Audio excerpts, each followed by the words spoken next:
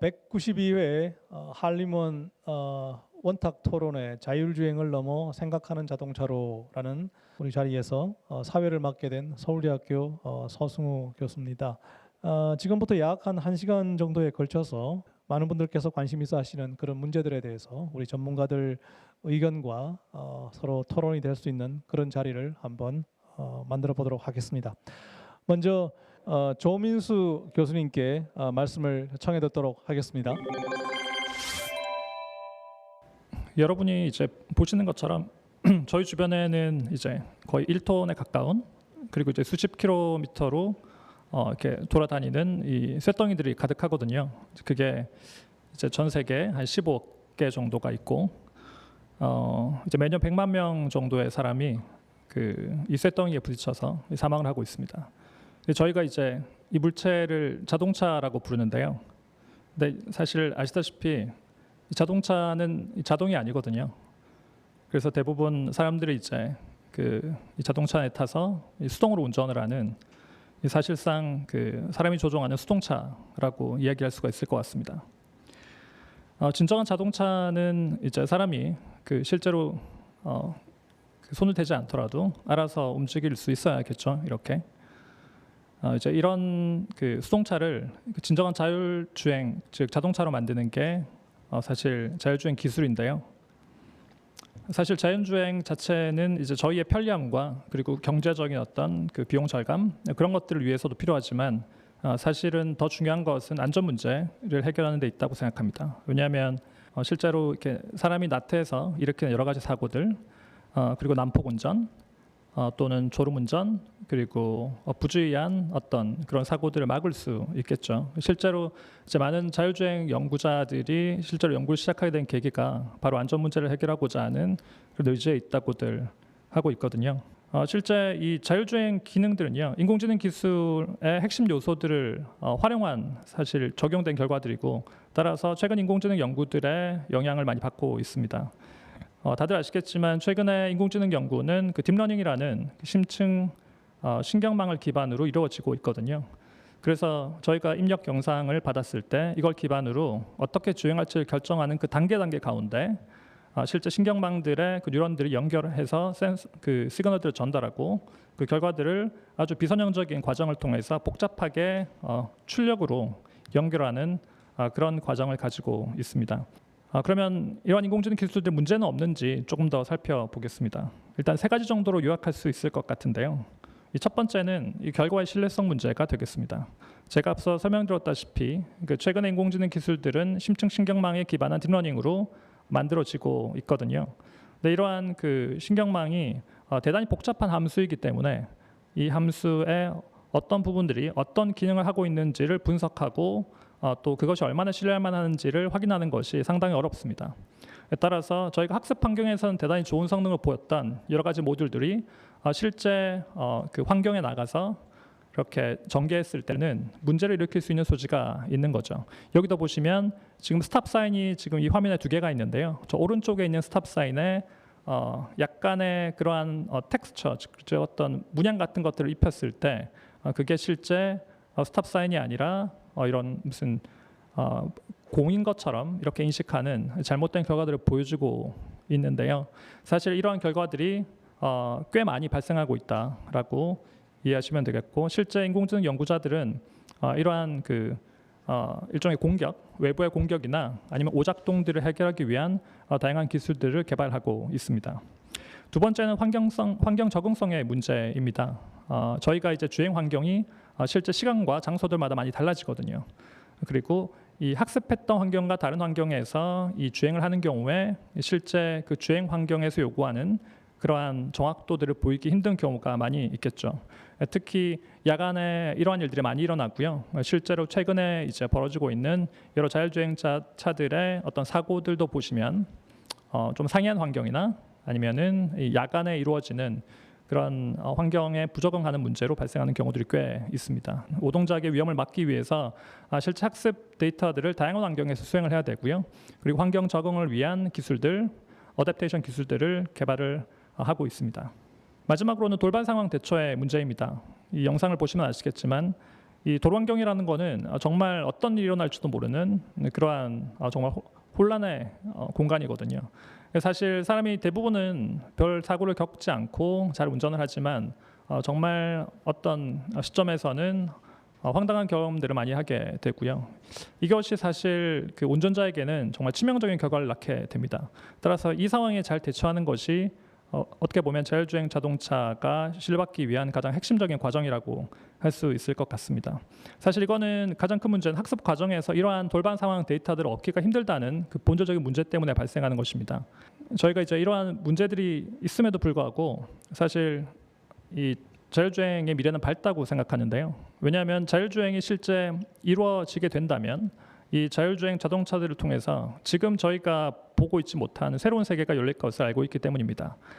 그 핵심적인 이유는 자동차가 이 도로 전반에 다니고 있기 때문에 이 자동차들이 개별적으로 얻는 정보들을 결합해서 집단적으로 인지하고 또 함께 예상하고 제가 보지 못하는 공간을 다른 자동차가 볼 수 있고 이걸 통해서 함께 계획할 수 있는 그런 협력 운전이 가능하거든요.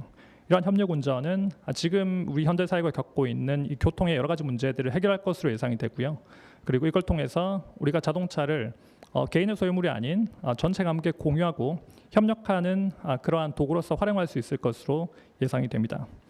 그래서 지금에 있는 현재 문제들을 잘 해결해서 앞으로 이러한 협력 운전의 미래를 열어가야 되지 않을까라고 생각하고요. 그런 일들이 한국의 여러 과학기술자들을 통해서 이루어졌으면 좋겠습니다. 네, 이것으로 제 발표를 마치겠습니다. 예, 다음으로 서창호 교수님께 말씀 청해 듣도록 하겠습니다. 우리 저기 AI가 그 만연한 시대에 살고 있잖아요. 뭐 AI 비서다, 투터다, 굉장히 많은 킬러 애플리케이션이 있습니다. 그래서인지 이 지금 자율주행 기술을 견인할 그럴 핵심 기술로 우리 저기 AI를 사람들이 많이 손꼽고 있거든요. 그래서 이제 AI를 많이 이제 손꼽고 있는데요. 이제 만약에 이제 AI를 활용해가지고 만약에 자율주행을 구현한다면은 그 여러 가지 이제 이슈들이 있다고 제가 좀 생각을 하는데 그 이슈들이 뭔지 하나하나 짚어가면서 제가 설명을 해드리겠습니다. 그 많은 사람들이 이제 좀 저같이 좀 생각하는 사람들이 많은 것 같더라고요. 그래서 이제 많은 사람들이 돌발 상황 대처 기술을 만들기 위해서 많은 노력을 했습니다. 그래서 이제 저도 좀 노력을 했거든요. 그래서 좀 부끄럽지만 그 제가 한 노력에 대해서 좀 한 가지 좀 설명을 드리겠습니다. 이게 지금 우리가 그 돌발 상황 대처 기술이 부족한 이유가 뭐냐면은 이게 AI로 만들려고 하면은요. AI의 핵심은 바로 데이터입니다. 이게 데이터 갖고 만드는 건데 데이터가 부족하기 때문에 이게 돌발 상황 관련된 데이터 얻기 어렵잖아요. 그렇기 때문에 이게 부족하기 때문에 이제 AI를 이제 돌발 상황 대처하는 기술이 부족하다라고 좀 보시면 될 것 같고요. 이걸 극복하기 위해서 제가 취한 방법은요. 뭐 이겁니다. 지금 이거를요. 가상 공간에서요. 이 돌발 상황을 임의로 연출한 거예요. 그래서 이제 저희가 좀 고민한 건 뭐냐면은 이 GTA라는 게임이 있거든요. 이게 지금 드라이빙 시뮬레이터라고도 이제 볼 수 있는데 이 안에 있는 엔진을 좀 고친 거예요. 그래가지고 이제 안에 이제 많은 이제 뭐 사고라든지 그런 연출 상황을 만든 거죠. 그래서 이제 돌발 상황을 많이 만들어가지고 이걸로 인해서 이제 AI를 설계하면 좋겠다 싶어가지고 이런 플랫폼을 이제 설계를 했고요. 이런 플랫폼을 기반으로 해가지고 저희가 이제 한 가지 만든 게 있는데 그게 바로 사고 위험도 예측 AI를 만든 겁니다. 이 보시면은 지금 지금 녹색이 이제 안전한 차량을 뜻하고 그리고 이제 빨간색이 이제 좀 굉장히 좀 위험한 차량을 뜻하는데 여기 보시는 것 같이는 굉장히 위험한 차량을 잘 이렇게 포착하는 그런 AI 기술을 개발했다. 이게 지금 게임 데이터 갖고 이게 이제 학습한 거라 보시면 되거든요. 그러니까 실제 차량에서도 굉장히 잘 포착한다라는 그런 기술이 나왔다라고 보시면 될 것 같고요. 그러니까 이 기술이 이제 얘기하는 바는 뭐냐면은 이 돌발 상황 대처와 관련된 그런 데이터를 많이 모으면은 이런 거에 대한 대처할 수 있는 그런 기술을 고도화시킬 수 있고 나중에는 그 자율주행을 이렇게 구현하는데 어느 정도 성큼 다가갈 수 있다라는 그런 거를 우리가 좀 볼 수 있습니다. 자, 그럼 이런 식으로 이제 이런 노력이 이제 계속 이어지면은 이제 뭐 5단계 뭐 이루어질 수 있냐 그런 식으로 질문을 할 수 있는데요. 제가 볼 때는요. 그것뿐만 아니라 기술적인 문제뿐만 아니라 사회적인 윤리적인 문제가 있다라고 보는데요. 그거에 대해서 좀 설명을 드릴게요. 여러분들 그 트롤리 전차라는 그런 예가 나오는데 그 거기에 나오는 그런 예와 그 비슷한 그 딜레마 상황을 좀 생각을 해보면은요, 우리 왜 사회적 윤리적 이슈가 있는지 좀 이해를 해볼 수 있습니다. 여기 보시면은 지금 차량이 있고요. 차량이 이렇게 운전하는데 직진을 하면 노인이 있거든요. 지금 노인이 3명을 치는 상황이고 그리고 좌회전을 하면은 승객 3명이 벽에 부닥치는 상황입니다. 그러니까 직진하면 남을 치는데 노인이고 그러니까 그 좌회전하면 자기가 다치는 상황이죠. 이런 상황에 대해서 이제 어떻게 판단해야 될지 이거 굉장히 어려운 판단이잖아요. 그렇게 굉장히 딜레마 상황인데 여기서 이제 그러면 정의로운 주행인가 뭔지에 대해서 요 자동차라는 게 생각을 까지 이제 해야 되는 그런 상황이 온 거예요. 그냥 주행만 하는 게 아니라 어떤 식으로 판단해야지 이게 맞는 판단인지 윤리적으로 맞는지 생각해야 되는 그런 상황이 벌어진 거고 요거에 대해서 이제 제대로 된 주행을 해야지 우리가 이제 자율주행을 믿고 이제 맡길 수 있는 거겠죠. 그러면 이런 문제들을 해결하기 위해서 이제 여러 가지 이제 노력이 있을 수 있을 텐데 뭐 당연히 뭐 그러려면 뭐 윤리성을 겸비한 AI 인재 양성하는 거 뭐 당연히 생각할 수 있는 거겠죠. 왜냐하면 끝내는 AI 같은 거 다 사람이 만드는 거기 때문에 사람이 윤리적이어야지 그 윤리적인 기계 만들 수 있는 거잖아요. 그래서 이런 거 생각할 수 있는데 문제는 뭐냐면요. 이건 지금 교육적인 방안인데 이 교육적인 방안으로 해결하려고 보면은 뭐 10년, 20년, 30년 걸리거든요. 근데 뭐 지금 뭐 자율주행 뭐 5년 안에 하고 싶은 거잖아요. 우리 7년 안에 하고 싶은 거잖아요. 그렇기 때문에 이런 방안은 굉장히 장기적인 노력이기 때문에 좀 실효성이 없을 거라고 좀 보고 있고요.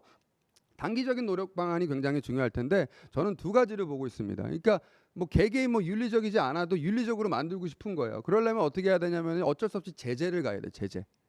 통제를 해야 돼. 통제. 뭐 통제 당연히 싫어하겠지만 어쩔 수 없다라고 생각을 하고 있고요. 통제를 어떻게 가냐면 두 가지가 있습니다. 하나는 기술적으로 가하는 거예요. 제재를. 기술적으로 가하는 거를 보통 우리 표준화라고 하죠. 기술 표준화라고 하죠. 그러니까 이런 식으로 윤리적으로 요렇게 만들어야 제품을 만들어야지만 제품으로 인정을 해주겠다. 이런 식으로 기술 표준화를 만드는 거죠. 그리고 이런 식으로 만족을 안 하면 제품으로 승인을 안 해주는 식의 이런 식으로 기준 표준화가 있어야 된다라고 보고 있고요. 실제 우리나라에 언제 어떤 기구가 있냐면은 한국정보통신기술협회라는 게 있습니다. TTA라는 뭐 표준화 단체라고 보시면 되는데 거기서 어떤 일을 최근에 하고 있냐면은요.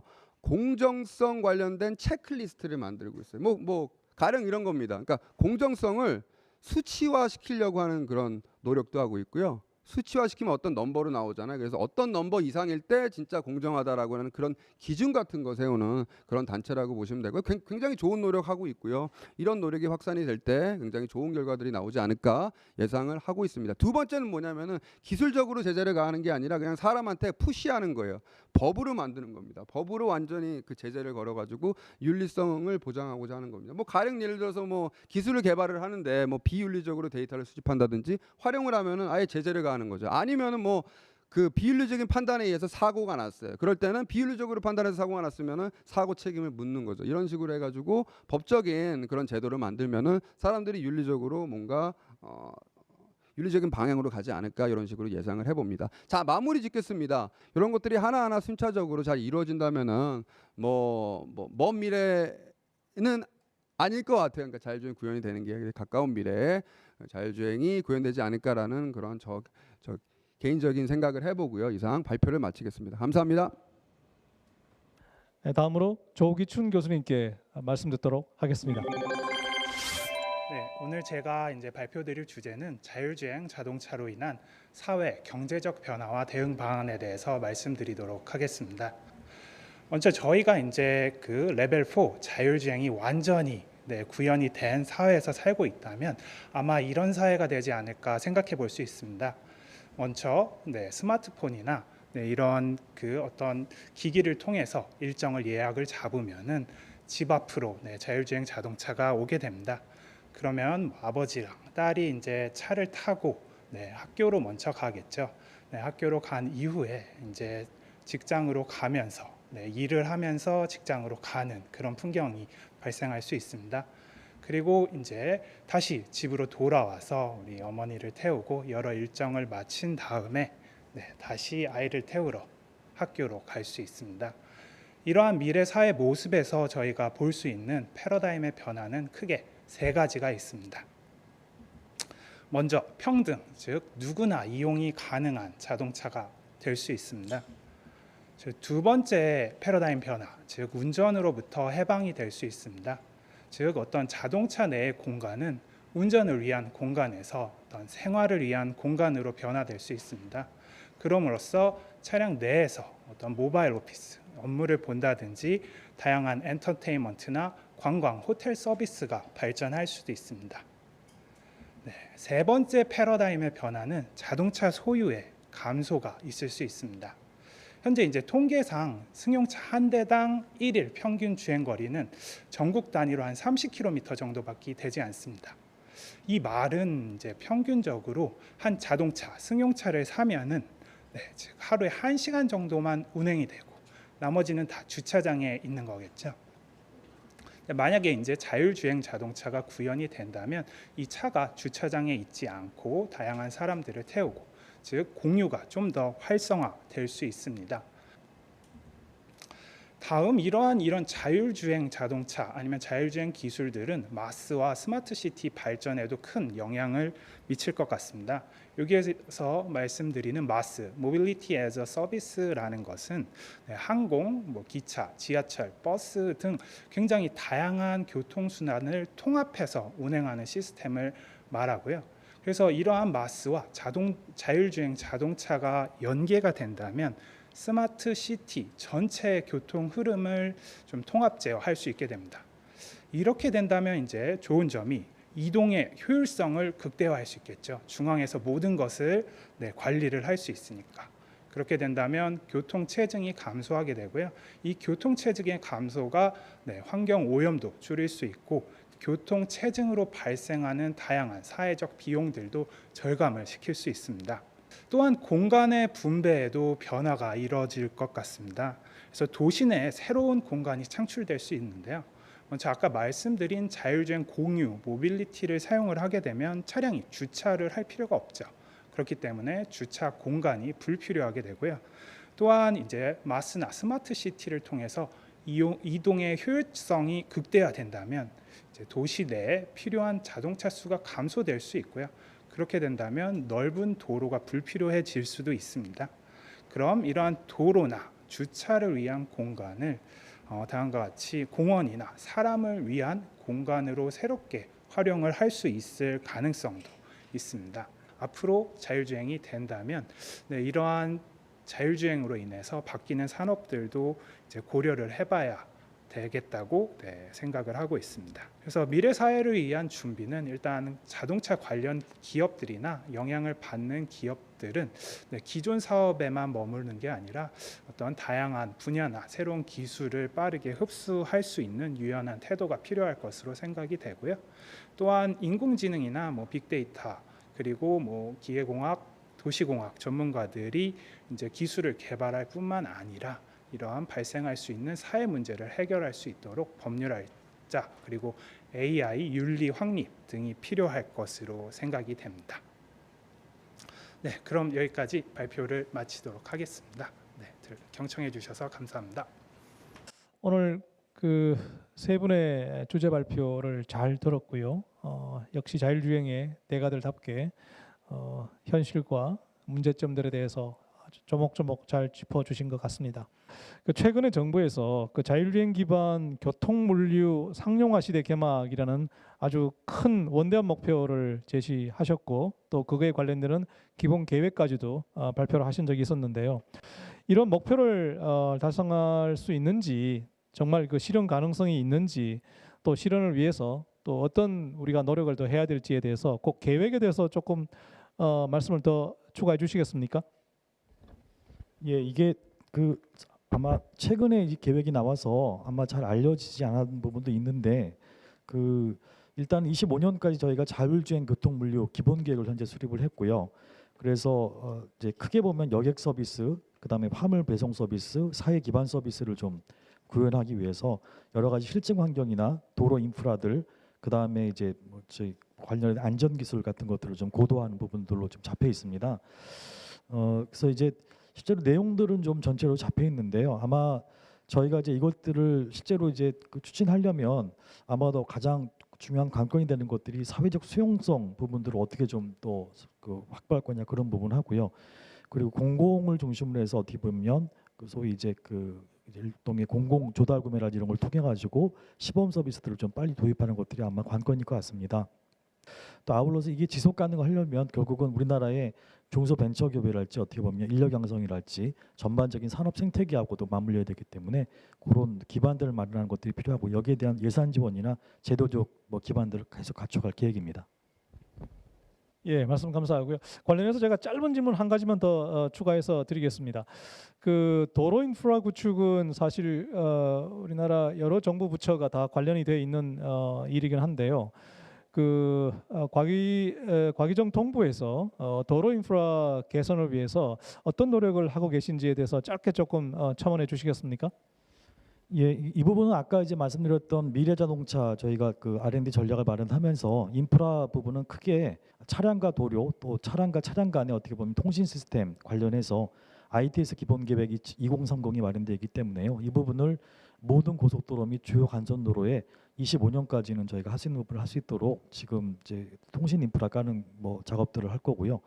아울러서 정밀지도 관련 부분에서도 저희가 뭐 2022년까지는 전국의 모든 일반 도로, 25년까지는 4차로 이상 지방 군도로까지 정밀지도를 구축 갱신하고 무상 제공할 수 있도록 지금 추진하고 있습니다. 또 이제 교통관제 시스템도 중요해 보이는데요. 실시간 교통신호 통합 연계 시스템이나 교통안전시설 통합운영 관리 시스템 구축을 추진할 계획입니다. 그래서 뭐 요약해드리면 결국은 통신이나 결국은 뭐 여러 가지 도로에 의해서 이루어지는 데이터들의 디지털화, 그 다음에 어떻게 보면 관제 시스템 중심으로 해서 저희가 인프라 개선 계획을 만들어서 추진하고 있습니다. 예, 자세한 설명 감사합니다. 오늘 이상 자율주행을 넘어 생각하는 자동차로라는 주제로 한림원 원탁 토론회를 여기까지 해서 마치도록 하겠습니다. 지금까지 경청해 주신 분들께 감사의 말씀을 드립니다. 고맙습니다.